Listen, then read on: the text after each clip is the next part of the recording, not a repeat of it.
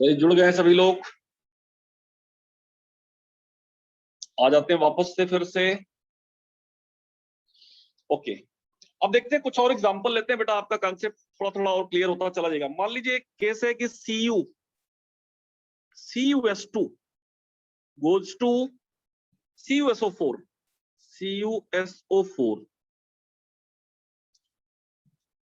अब यहां पे निकाल के बताइए, ट्राई करिएगा आप। CuSO4 CuS2 goes to CuSO4, ये आपके लिए क्वेश्चन में छोड़ दे रहा हूं।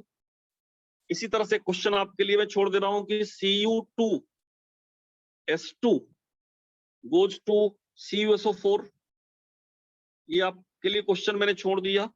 ये आप जो है मुझे बना के देंगे, आगे मैं अगली क्लास में पूछूंगा इसके बारे में, है ना, ध्यान रखिएगा इसको।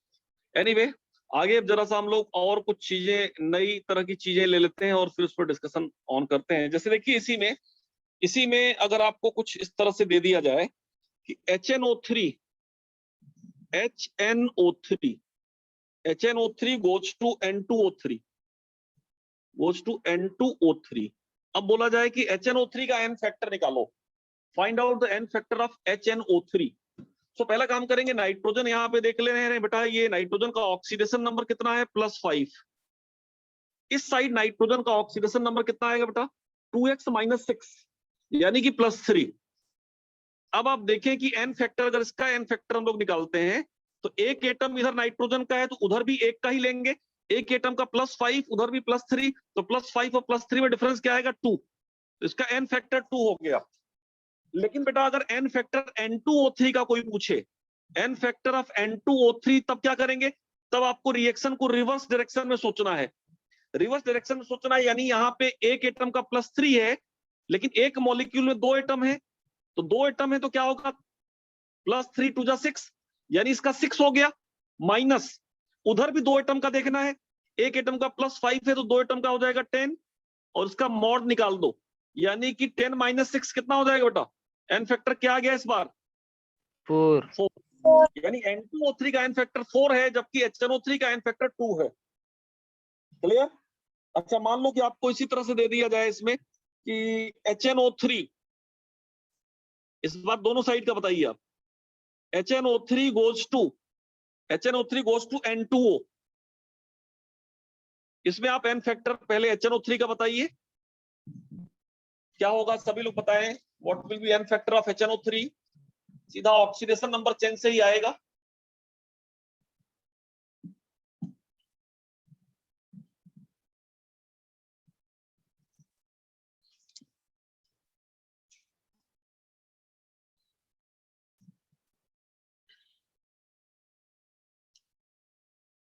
आ जाए तो बता देना।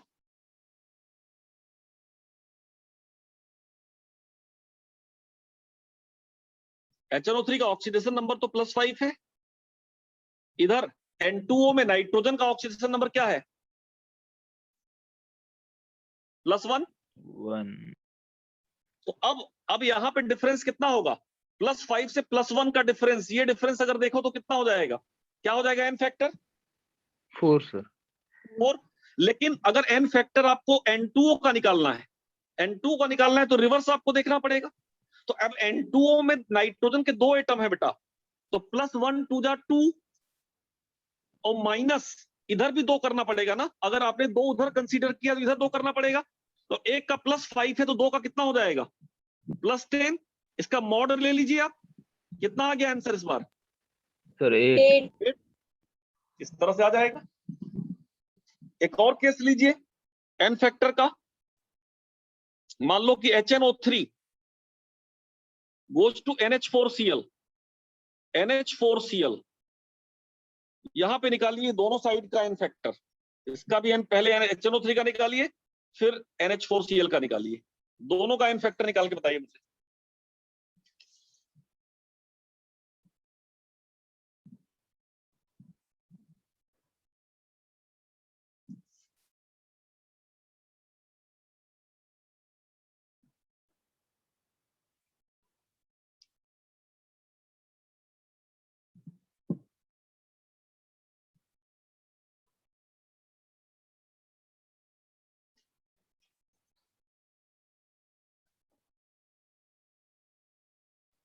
सर आ जाए HNO3 का आंसर। 2 होगा।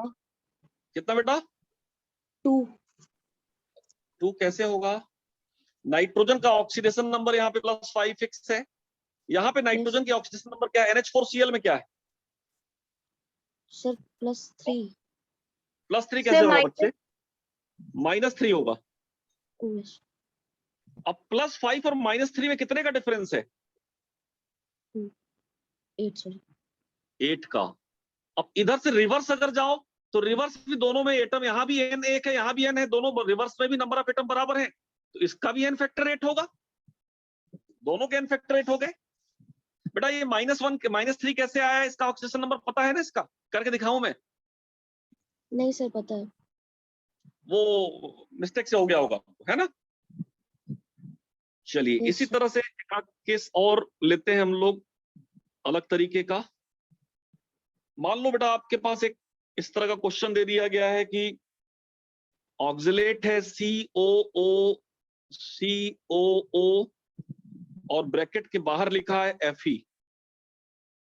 यू कैन से कि this is ferrous oxalate. Ferrous oxalate है, ये किसी रिएक्शन में कन्वर्ट होता है और Fe+3 में जा रहा है और प्लस कार्बन डाइऑक्साइड में जा रहा है। मतलब ये ferrous oxalate gets converted into ferric ion and carbon dioxide. तो अब आपको यहाँ पे n फैक्टर इसका निकालना है। You have to find out n factor of this species. ये जो पूरी स्पेसीज है इसका n फैक्टर निकालना है। बहुत ही बढ़िया, मुझे लगता है कि one of the best question अभी तक जो जितने क्वेश्चन मैंने दिए आपको उसमें काफी अच्छा क्वेश्चन ये है। जरा ट्राई करें।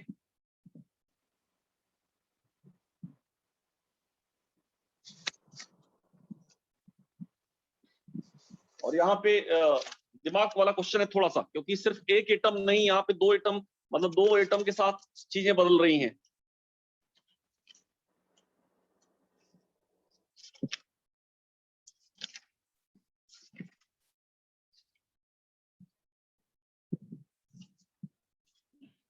अब यहाँ पे देखिए, आप बताना चाहेंगे या मैं बताऊं आपको? बताइए सर। हम बताते हैं बेटा। पहली बात की यहाँ पे आयरन जो है लेफ्ट हैंड साइड में, आयरन क्या है? +2 के फॉर्म में है फेरस। तो आयरन +2 से +3 गया तो बेटा इसको क्या बोलेंगे? ऑक्सीडेशन हुआ कि नहीं हुआ ये? Yes sir. अच्छा, दूसरा जो कार्बन है बेटा, ऑक्सिलेट का यहाँ जो कार्बन है, कार्बन की ऑक्सीडेशन स्टेट +3 होती है और उधर कार्बन डाइऑक्साइड का कार्बन बेटा +4 ऑक्सीडेशन स्टेट में होता है। तो कार्बन भी तो आप ध्यान से देखें कि ये जो कार्बन है ये +3 से ऑक्सीडाइज होकर +4 गया, तो ये भी ऑक्सीडाइज हो रहा है। यानी दो चीजें यहाँ पे ऑक्सीडाइज हो रही हैं। यानी कि आयरन भी ऑक्सीडाइज हो रहा है और ऑक्सिलेट का कार्बन भी ऑक्सीडाइज हो रहा है। तो पहला काम, दोनों के चेंजेस को निकालेंगे ना हम लोग। आप ये बताना कि आयरन +2 से +3 जा रहे हो तो यहाँ कितने का डिफरेंस आया बेटा? 1। यहाँ +2 से 1 का डिफरेंस, यानी यहाँ 1 यूनिट का डिफरेंस यहाँ पे आया। जबकि ऑक्सिलेट का C2O4 का +3 से कार्बन डाइऑक्साइड में जाना +4, यहाँ कितने का डिफरेंस आया? 1 सर। बोलो, +1 या क्या, कितने का डिफरेंस आया? सर +1। कितने का डिफरेंस आएगा? +1 या कुछ और? सोच लो बेटा। एक कार्बन थोड़ी है, यहाँ पे एक कार्बन का +2। +3 है, 2 कार्बन है तो 2 कार्बन का +6 हो जाएगा और यहाँ भी 2 कार्बन करना पड़ेगा तो 2 कार्बन का +8 हो जाएगा। तो +6 से +8 गए तो कितने का डिफरेंस आया? यहाँ पे 2 यूनिट का डिफरेंस आया ना। यस। और आयरन में एक एक था तो 1 का डिफरेंस आया, तो टोटल डिफरेंस कितना आया? Total difference in oxidation number सब मिला दिया तो कितना आया? 2 + 1। 2 + 1 को क्या बोलेंगे? 3। इसका 3। मतलब n फैक्टर का आंसर क्या हो जाएगा? इस क्वेश्चन का n फैक्टर ओवरऑल क्या होगा? 3। प्लीज कॉपी दिस, क्योंकि यहाँ पे दोनों एटम जो है ऑक्सीडाइज हो रहे थे, आयरन भी और कार्बन भी, इसलिए दोनों को कैलकुलेट करके जोड़ना पड़ा। अगर दोनों चीजें रिड्यूस होती तो फिर दोनों को कैलकुलेट करके तब भी जोड़ते। 2 चीजें ऑक्सीडाइज हो रही तब भी जोड़ेंगे।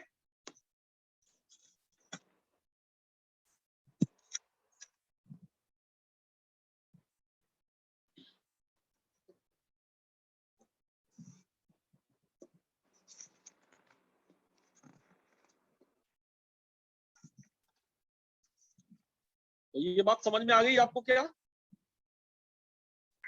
Yes, sir. यानी कि मुझे लगता है कि अब प्रैक्टिस करने की जरूरत है। मैं कुछ 8-10 क्वेश्चन आपको भेजूंगा, है ना, उसको मुझे बनाना पड़ेगा आज या कल तक में मैं आपको भेज दूंगा। 10 क्वेश्चन की सीट होगी जो सिर्फ और सिर्फ एन फैक्टर पे होगी। बैलेंसिंग का सीट मैंने अलग से भेजा था आपको, ऑक्सीडेशन नंबर का सीट अलग से भेजा था। अब मैं 10 क्वेश्चन कम से कम आपको सिर्फ एन फैक्टर पे भेजूंगा और उसको आपको प्रैक्टिस करने की जरूरत है और काफी अच्छे लेवल के क्वेश्चन होंगे वहां पे। और जो कॉन्सेप्ट आपको मैंने बताया है वो सारे कॉन्सेप्ट को आप अप्लाई करिए और सिंपली आपको एबीसी एनवी फैक्टर को देखना है और वहीं से आपको एन फैक्टर किसी न किसी तरीके से निकाल लेना है। तो बेटा क्या एन फैक्टर का कॉन्सेप्ट आपको क्लियर समझ में आ गया? Yes sir. हाँ, लेकिन हम लोग क्यों बता रहे थे एन फैक्टर? क्योंकि हम लोग पढ़ के आ रहे थे नॉर्मेलिटी।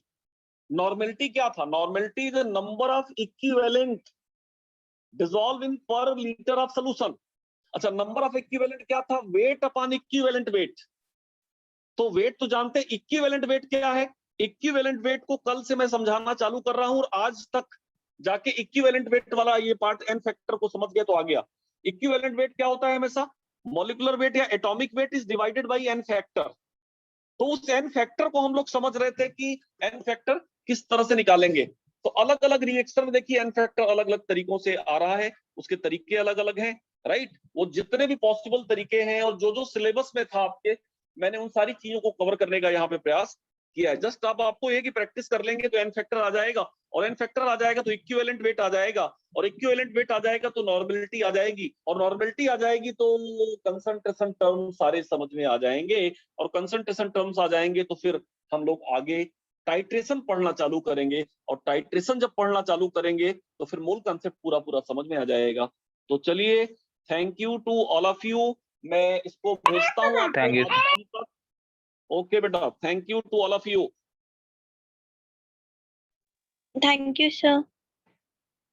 ओके बेटा।